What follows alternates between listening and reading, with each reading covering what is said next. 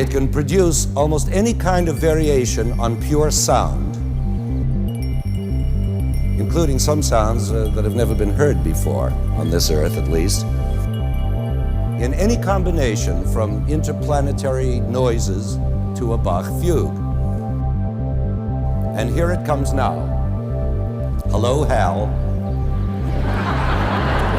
How about that? There was this like idea and like wonder around like, what is the sound? Like, how are they making this? What is it in the first place? You really do like diverge from the normal palette of sounds that we hear in our everyday life. My mom listened to Switched on Bach by Wendy Carlos, and that perked up my ears. I'm like, what is this sound? What is this music? And she told me, and my dad said, son, that's a synthesizer. Anyway, what do I know about oscillators and patch panels and all that jazz? Are you ready? Prepare decompression chambers. Force field operative. All systems go. And blast off. Behind me is my synthesizer, which I've built over about 2 or 3, 4 years with the focus of getting a complicated, elaborate, well-rounded, custom-designed synthesizer. Also, I want to do it as cheaply as possible using mostly garbage. This is a printed circuit board, and this is what happens if you remove the circuit board and just build the circuit by itself. I have been doing DIY circuitry mostly my whole life. When I was a kid, my dad came home one day with a tube tester, which is like a console, metal, a bunch of different plugs, tons of knobs. And he said, here you go, we got it at a thrift store. And I was entranced.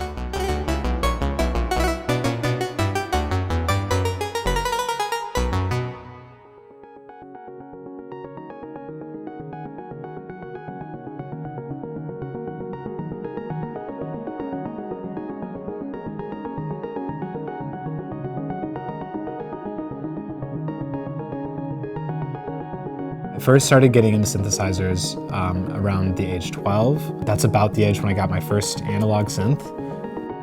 Actually, my sister got a piano first. My parents got her one, and I immediately was just drawn towards it, and then it was like, I need more. I need to make more sounds with this.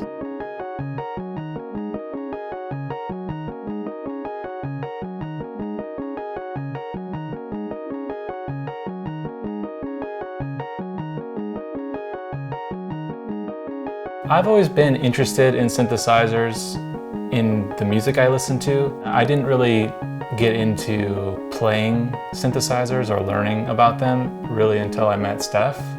She was a huge synth nerd, I guess, and she had a room full of synthesizers and really just pulled me into that world.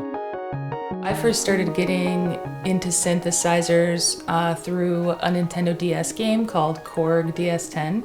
It allows you to program beats and make sequences. And from there, I bought a 606 and learned how to use that and started making beats. And that was really my introduction to synthesis and synthesizers. So our band is How to Live Together, and we've been playing together since 2014. Kind of as we were acquiring gear, learning how it worked, we were writing songs in the process, and I think both of us were really we just had this goal of wanting to create something together. And so it was like a 3 or 4 year journey of slowly writing these songs and building them out, starting to play live, and then going to a studio together. And it was a really special time because we were still pretty early in our relationship together. I learned so much about you as a person. It was our way, I think, of processing our relationship too, and talking about like, oh, what's on your mind? What do you want to sing about? Or as we write a beat, what comes up? What kind of feelings are we having?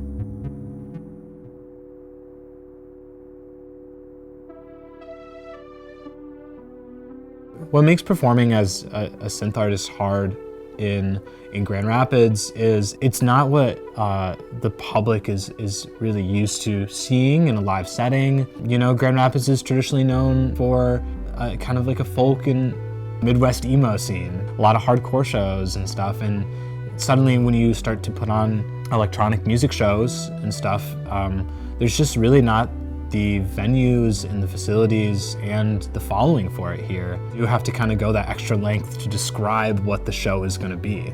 A night of ambient music, a synth night, techno night. So people don't show up and they're like, oh, I thought this was going to be, you know, the usual run-of-the-mill folk show or something. So I'm really grateful that I have been able to just like take what I have and like run with it. But at the same time, I wish I lived in Chicago or New York, where there are so many venues that cater to electronic musicians and welcome it. And here in Grand Rapids, we really don't have that.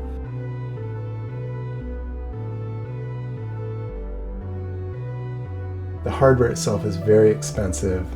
The community is welcoming, but the wealth that is required to engage does become prohibitive for a large, segment of the population.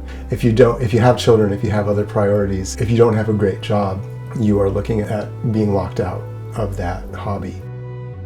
There are people who want to gatekeep the community more aggressively, and that sucks. That's not cool. You have people who are evangelists about particular brands. There's always somebody who's ready to trash somebody else's project. The community is fairly homogenous in the sense that it's mostly male, it's mostly white, it's mostly straight, cis.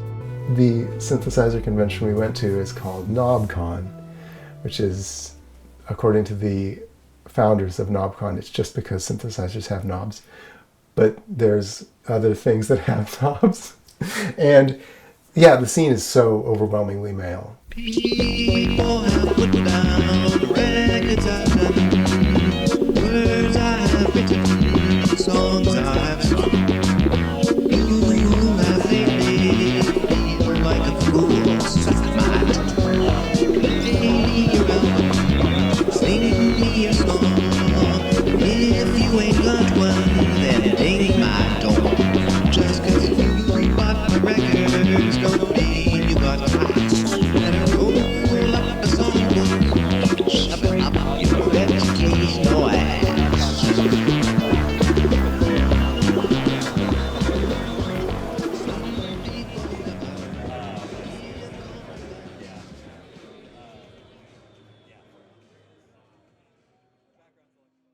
We got inspired to create a community event in our house. We invited a whole bunch of other local synth enthusiasts. I think the people who were gearheads and really excited to have a space to perform took it over as their space to like talk shop. And that wasn't what it was intended to be. It was intended to be a creative space where we're playing together, getting ideas, getting to know each other, and connecting as people, using synths and music as a tool. And they came into my home, don't know my name, and then started it and took it and did the next event without ever speaking to me. We wrote songs after that about how I experience the world differently than you do, and we even had tension in our relationship of like, you don't understand what I experience. And I think a lot of that was like very informative for our music and our relationship and the band. In the end, it helped us understand each other better, and we're still here. The type of community that I needed and wanted, I just decided I need to start creating that community myself. We definitely have plans to do something again and try and host events or workshops or community spaces where people can come in and share their enthusiasm for synthesizers. I do that kind of thing every day. We have a program called Girls Rock Grand Rapids, and I get to share my passion for synthesizers with kids and other adult women and queer folks.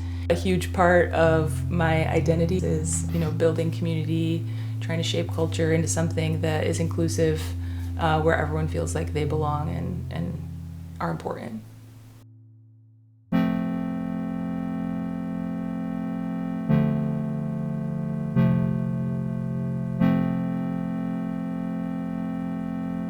Since I pursued synthesizers so much from my own background, I figured there's other people out there with the interest, but without the resources necessarily to buy and or create their own synthesizers. So helping people along with the cheapest possible format was something I was really interested in. My project is modular for the masses. Fitting in. Well, and that's what, and for the masses, that, I mean, I'm an anti-capitalist, and I'm a little bit of a communist even, more socialist. I'm not a Trotskyite. But anyway, my idea is to bring, from my ability, you know, of being able to design and develop and build and teach this kind of synthesizer, I want to develop it and give it to people who are in need, from each according to their ability, to each according to their need. I want to spread the, I mean, I say wealth, but I don't mean literally wealth. I mean knowledge and technique. I mentioned Wendy Carlos. She's a trans artist from the 60s and 70s who was the first trans person I ever heard of. You know, she's had a huge contribution as well. I think the technical interest is high enough that when anybody expresses interest, the community is still very interested in welcoming that person. I'm an advocate for creating community and like creating a scene where you live. I think that that's super important, and I think that before anyone should just like pack up and leave, you should at least try to give it a go. Because I have met so many people from being in this niche that I, you know, like would not have known have even existed. Expanding the scene has been putting on shows such as Techno Night or doing an ambient night, participating in community events where I can like find local artists that are also making electronic music and giving them a platform, because I know that I really appreciated that when people had done that for me when I first started out. It's hard to book a show. It's hard to put all that stuff together, but what I've learned through the years, I feel like I wanted to share that wealth with the community and give people a chance to also share their work, because electronic music is important and synth music is cool and people should be able to experience that.